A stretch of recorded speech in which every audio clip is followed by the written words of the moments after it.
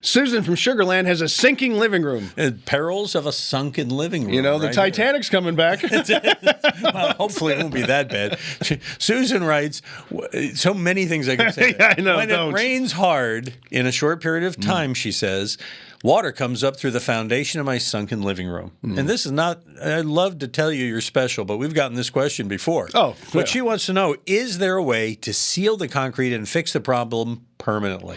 Usually, and I've solved some problems for people in the past when I was building. Right. It's the drainage on the outside. It all changes over time. Swimming pools, patios, trees that are growing. Compaction from the rain making the hard Absolutely. soil There's harder. just so much. So if you really want to solve it, you can't seal it. Right.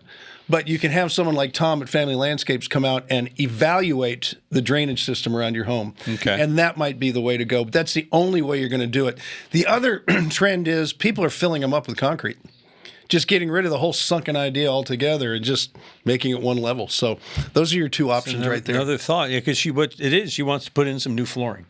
Yeah, and you know what? When you get rid of the sunken part, it makes the room so much bigger because now you're going all one level from wall to wall, and it really gives you a lot more opportunity to do things. All right, why stop there? Why not make a pedestal? You could take it from being No, sunken. I don't think so. Okay. That's the old what were they? The beds they used to put The up. platform beds? Platform beds. Yeah, they're sold by People would break their ankles. they're sold by emergency rooms. Yes, exactly. You got a question that doesn't have to be an emergency. You can just visit us at HomeShowRadio.com, click on that Ask Tom button, send it our way, and we'll answer it just like that. We'll take it and answer it either in another one of these daily Ask Tom videos, our weekly Facebook Live, or Sunday morning on Early Edition.